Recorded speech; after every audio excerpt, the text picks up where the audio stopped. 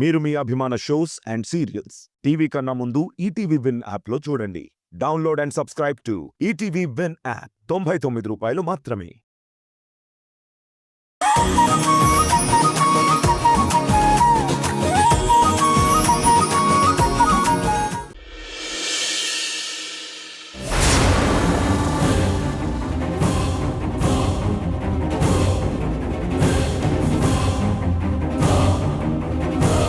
సత్యేంటి ఉదయాన్నే నన్ను చూసి నవ్వుతోంది?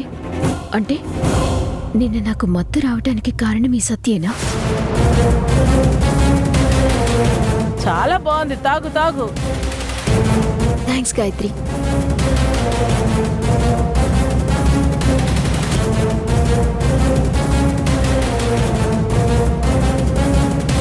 రాను రాను ఈ సత్య ఆగడాలు ఎక్కువైపోతున్నాయి. అస్సలు వదిలిపెట్టకూడదు.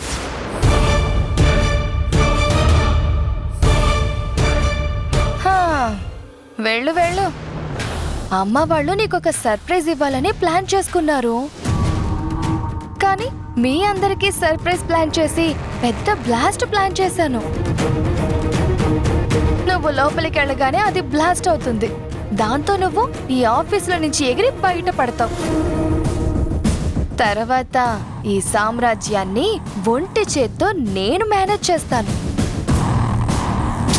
పాపం, ఈ దెబ్బతో నువ్వేమైపోతావో ఏమో రాధా. వెళ్ళు, అమ్మ పిలుస్తుంది, వెళ్ళు.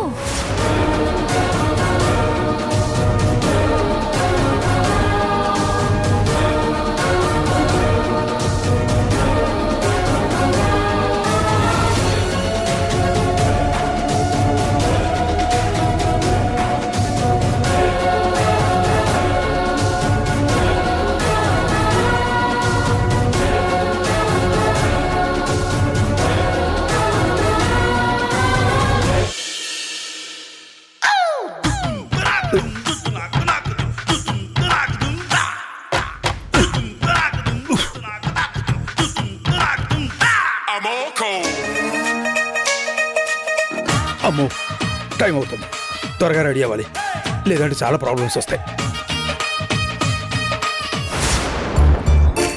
ఏంటాడి ఎక్కడికో రెడీ అయిపోతున్నావు? ఎక్కడికి వెళ్తున్నారు? ఏయ్, అనవసరంగా నన్ను డిస్టర్బ్ చేయకు. నేను చాలా హడావిడిగా ఉన్నాను.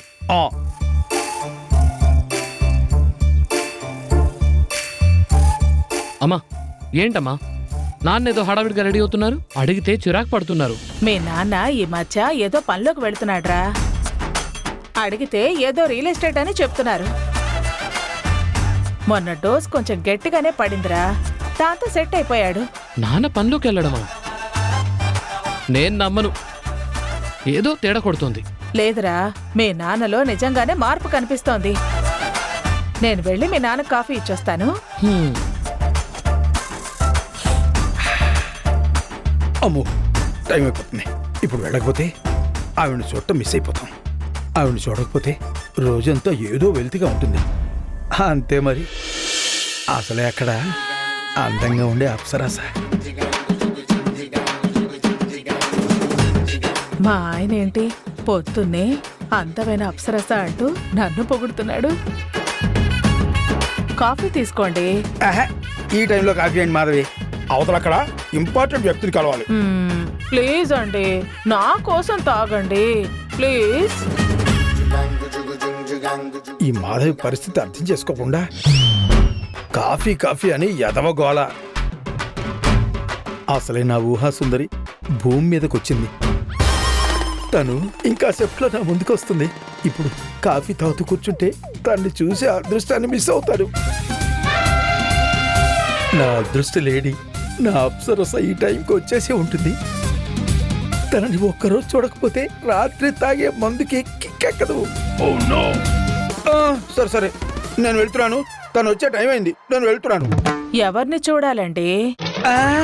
చూడాలి కాదు, కలవాలి. ఒక ఇంపార్టెంట్ మీటింగ్ ఉంది, అర్జెంటుగా కలవాలి. మాధవి, కాస్త నువ్వు ఎదురురావా? నువ్వు ఎదురొస్తే నేను అనుకున్న పని ఈజీగా అయిపోతుంది. నువ్వు చేసే ఏదో పనికి మళ్ళీ నేను ఎదురు రావటమా? వస్తాను వస్తాను, ఎదురుగా వస్తాను, ఎదురు వస్తాను. రండి. బాయ్ మాది, వస్తానే. బయట ఉన్నది అప్సరస్ అయితే ఇంట్లో ఉన్నది ఇత్తడి బిందెనా? నువ్వు చేసే చిల్లర పనికి మళ్ళీ రెడీ అయ్యి పౌడర్ కొట్టుకుని వెళతావా? వెళ్ళు వెళ్ళు వెళ్ళు. తర్వాత ఏం జరుగుతుందో చూడు.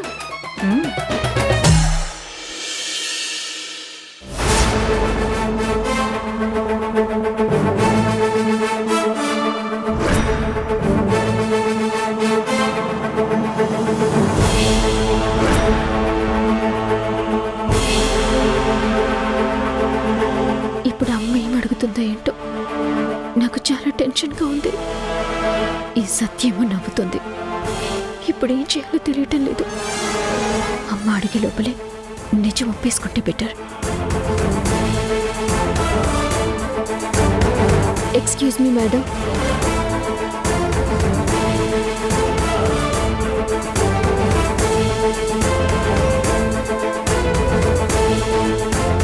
అమ్మ ఫేస్ చూస్తుంటే చాలా కోపంగా ఉన్నట్టుంది. అది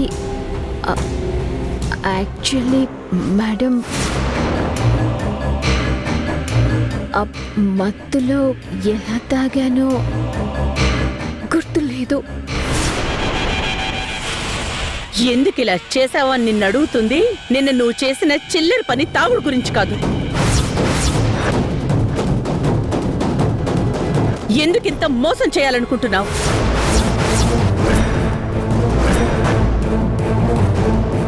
ఏమింది మేడం? నేనేం చేశాను? చెయ్యాల్సింది చెయ్యాలనుకుంటుంది చేసేస్తూ మళ్ళీ అమాయకంగా అడుగుతున్నావా? నీ గురించి తెలిసి కూడా ఒక్క క్షణం ముందు వరకు చాలా మంచిగా ఆలోచించాను. నువ్వు ఏ స్వార్థం లేకుండా మాకోసం ఎంతో చేస్తున్నావు అనుకునే భ్రమపడ్డాను. ఇప్పుడు నీ గురించి తెలిసిన తర్వాత నిన్నిలా చూస్తుంటే అసహ్యంగా ఉంది. ఛీ! కానీ మనుషులు తమ స్వార్థం కోసం ఎంతగా దిగజారుతారనుకున్నప్పుడల్లా మనసంతా ఏదోలా అయిపోతోంది. నువ్వు మా అందరి ముందు నటిస్తున్న తీరు చూసి అదే నిజమని నమ్మి నువ్వు మా కోసం, మా కుటుంబం కోసం, నా ఇన్స్టిట్యూట్ కోసం పడుతున్న కష్టం చూసి నీ మనసులో ఉన్న అసలైన నిజాన్ని తెలుసుకుని నిన్ను నా గుండెలకి హత్తుకుందాం అనుకున్నాను. కానీ నువ్వు నా గుండెల మీద తన్నేదానివి అనుకోలేదు. మేడం, మీరు నిజంగా దేని గురించి మాట్లాడుతున్నారు? ఎందుకు ఇలా మాట్లాడుతున్నారు? నాకేం అర్థం కావడం లేదు మేడం. నువ్వు చేసిన పని నీకు సిగ్గుగా అనిపించడం లేదేమో గాని ఇలా ఒకరిని మోసం చేయాలన్న ఆలోచనతో ఉన్న నిన్ను ఎంతగానో ఉన్నతంగా ఉంటావని ఆలోచించినందుకు నాకు సిగ్గుగా ఉంది. ప్లీజ్ మేడం, నేనేం చేశాను చెప్పండి. ఆ తర్వాత మీరు ఎంత తిట్టినా, ఎలాంటి శిక్ష విధించినా నేను భరిస్తాను మేడం. కానీ నేను చేసిన తప్పేంటో నాకు నిజంగా తెలియదు మేడం. ఏం చేసావా? చూడు. ఎందుకు రాధా నేనంటే నీకంత ద్వేషం? నేను నీకేం అన్యాయం చేశాను? ఎందుకు మా అమ్మా నాన్నలకు నన్ను దూరం చేద్దాం అనుకుంటున్నావు? నిన్ను ఎలా బయటికి ఎట్టిస్తానో చూడు. నిన్ను ఎలాగైనా సరే దొంగ గాయత్రివని ప్రూవ్ చేసి నిన్ను బయటికి గెంటిస్తాను. ఆస్తిలో నీకు చిల్లి గవ్వ కూడా దక్కనివ్వను. ఆ ఆస్తికి వారసురాల్ని నేనవుతాను తప్ప నువ్వు కావు. నీకు ఒక్క పైస కూడా దక్కనివ్వను. నువ్వు నన్ను అసలేమి చెయ్యలేవు రాధా. నా వెనక ఎవరున్నారో తెలుసా? నా తల్లి దేవకి ఉన్నారు. నీ వెనక ఎవ్వరైనా ఉండని, నా జోలికొస్తే అందరి సంగతి తేలుస్తాను. నేనంటే ఏంటన్నది చూపిస్తాను. అంటే ఏంటి రాధా? నన్ను చంపేస్తావా?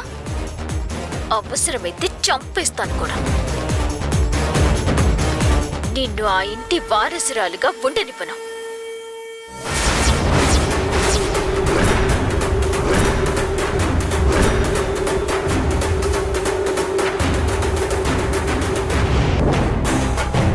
నిజంగా నాకు తెలీదు.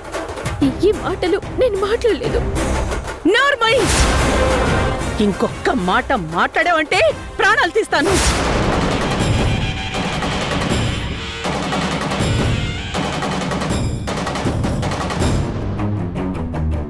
నేనడిగినప్పుడు మాత్రమే సమాధానం చెప్పు. ఈ వీడియోలో ఉంది నువ్వేనా? ఈ మాటలు నీవేనా? సే yes or no. అది మాత్రమే చెప్పు, చాలు.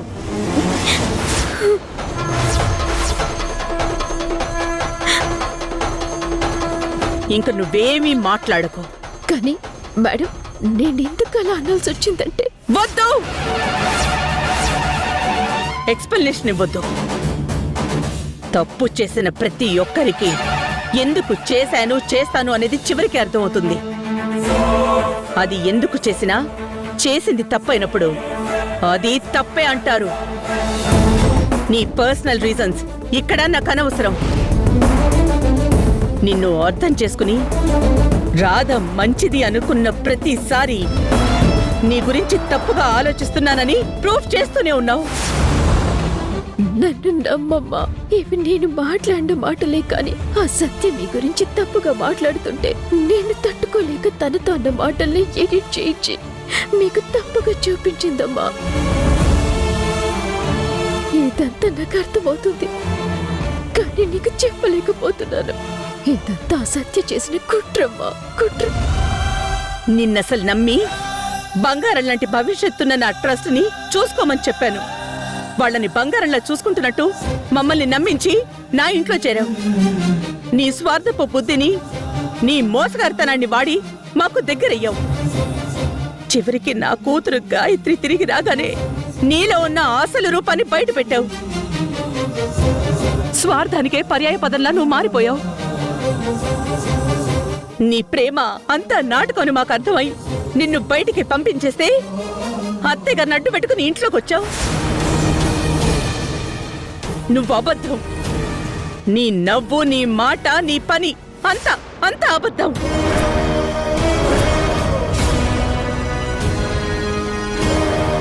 నా కుస్తున్న కోపానికి ఇప్పటికిప్పుడే నిన్ను బయటికి పంపించాలన్నంత కసిగా ఉంది.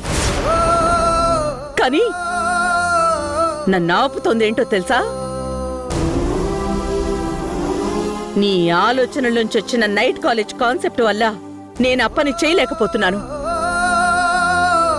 ఇది నువ్వు మా మెప్పు పొందాలనే ఆలోచనే కావచ్చు, కానీ ఆ ఆలోచన వల్ల 10 మందికి మంచి జరుగుతుంది. ఈ ప్రాజెక్ట్లో నిన్ను భాగస్వామిని చేసుకోమని గవర్నమెంట్ అంటోంది. ఆ ప్రాజెక్ట్కి విలువిచ్చి గవర్నమెంట్ మీద గౌరవం కోసం నిన్ను భరించాల్సి వస్తోంది. కానీ ఒక్కటి మాత్రం గుర్తుపెట్టుకో, ఈ నైట్ కాలేజ్ విషయంలో గాని నీ స్వార్థ బుద్ధి చూపించి నాకు గాని నా కుటుంబానికి గాని ఈ ఇన్స్టిట్యూట్కి గాని ఎలాంటి డ్యామేజ్ చెయ్యాలని చూసినా నిన్ను క్షమించి వదిలిపెట్టను. నీ ప్రాణాలు తీస్తాను, జాగ్రత్త. వెళ్ళు, ఇంకోసారి ఇలాంటి పనులు చేయకు. Get lost. వెళ్ళు.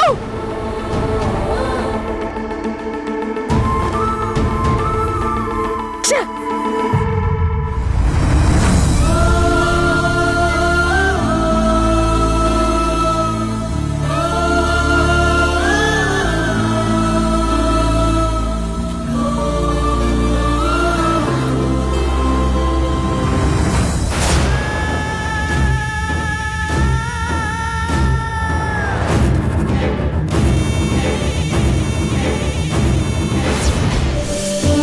నిజంగా రాధకి, నా కుటుంబానికి ప్రమాదం ఉందని తెలిసి మమ్మల్ని కాపాడడం కోసం ఇదంతా చేస్తుంది అని నా మనసు బలంగా నమ్ముతోంది. ఒకవేళ అదే నిజమైతే రాధని ఇన్ని రోజులు అపార్థం చేసుకున్నందుకు క్షమించమని అడిగినా తప్పులేదు. ఇప్పుడు రాధ రాగానే నిజమేంటో కనుక్కొని తనని నా గుండెలకి హత్తుకుని మనసారా అభినందించాలి. అమ్మా, అమ్మా, ఏమైంది గాయత్రి? ఎందుకలా కంగారు పడుతున్నావు? అమ్మా, మనం ఎలాంటి మనుషుల మధ్య బ్రతుకుతున్నామంటే నాకు భయం వేస్తుందమ్మా.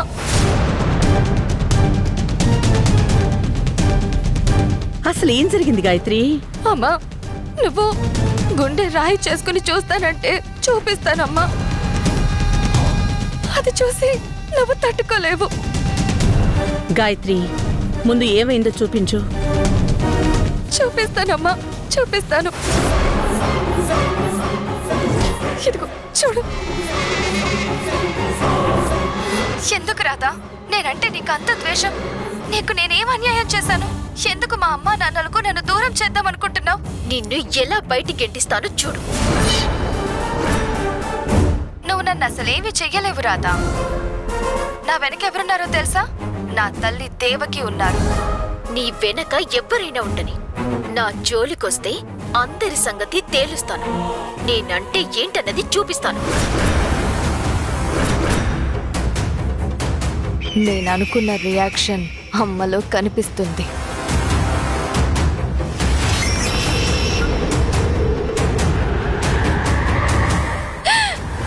చూసావా, చూసావమ్మా, తను ఎంత దుర్బుద్ధితో ఈ ఇంట్లోకి ఎంటర్ అయ్యిందో.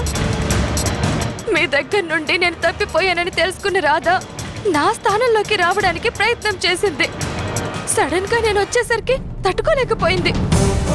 ఏం చెయ్యాలో అర్థం కాక తనే గాయత్రిని అంటూ గొడవ చేసింది. మీడియా వాళ్ళ ముందు మన పరువు తీయాలని చూసింది.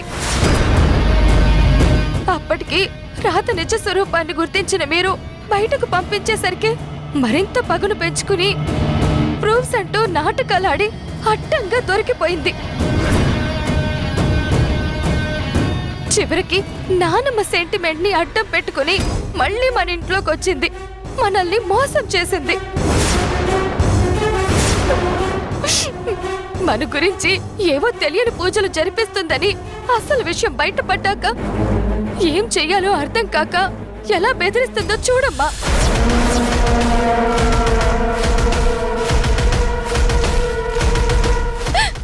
అమ్మా, నేను దూరమైన 20 సంవత్సరాలు చాలమ్మా. ఇంకా నేను మిమ్మల్ని వదిలి ఉండలేనమ్మా. ఇవన్నీ మీకు తెలియాలనే నేను ఈ వీడియో రికార్డ్ చేయించానమ్మా. తను మంచిది అని నమ్మిన ప్రతిసారి నన్ను మోసం చెయ్యాలని చూస్తోంది రాధ. ఇక దాన్ని క్షమించకూడదు.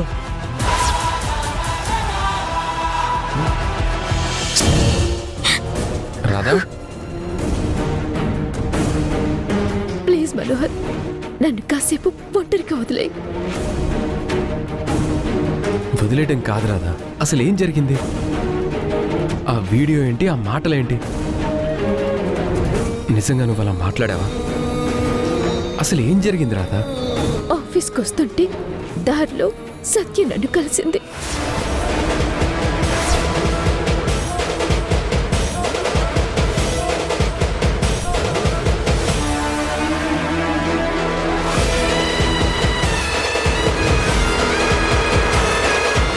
ఆగాగాగాగాగాగు. ఏంటి చెప్పు. నీతో ఒక 2 నిమిషాలు మాట్లాడాలి. బండి దిగురాదా, దిగురాదా.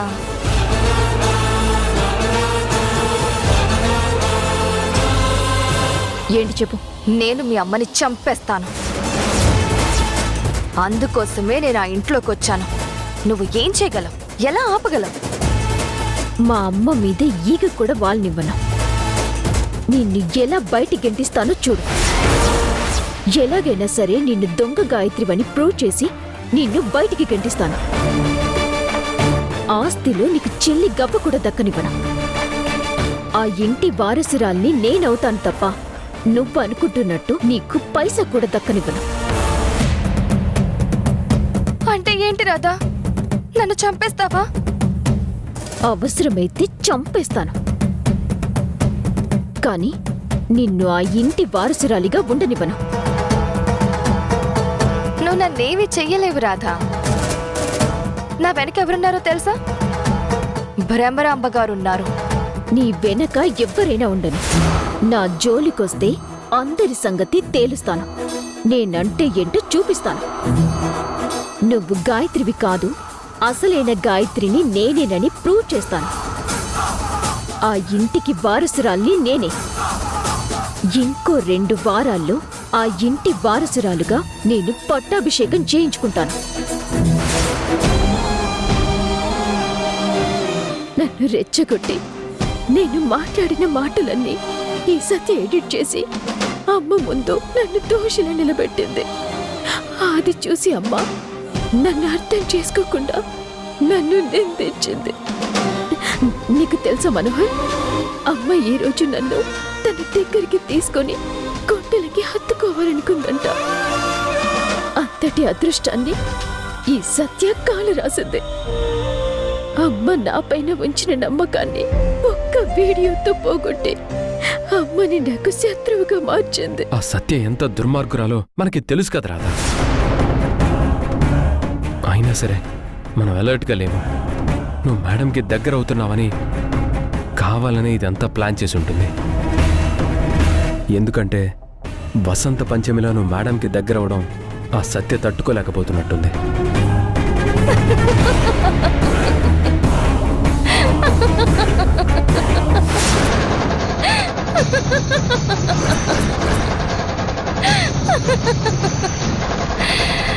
రాధా రాధా రాధా, ఎంత పని జరిగిపోయింది రాధా.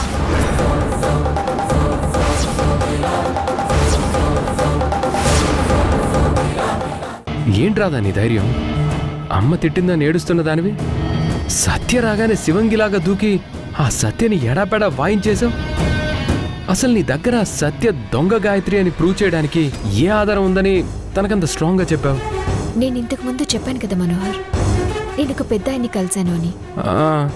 ఆ పెద్ద ఆయన దగ్గర సత్యకి సంబంధించిన ఏదో రహస్యం ఉందని నాకు అనిపిస్తుంది. మనం ఆ పెద్ద ఆయనని కలిసి అదేంటో తెలుసుకోగలిగితే ఈ ప్రాబ్లం సాల్వ్ అవుతుంది అనిపిస్తుంది.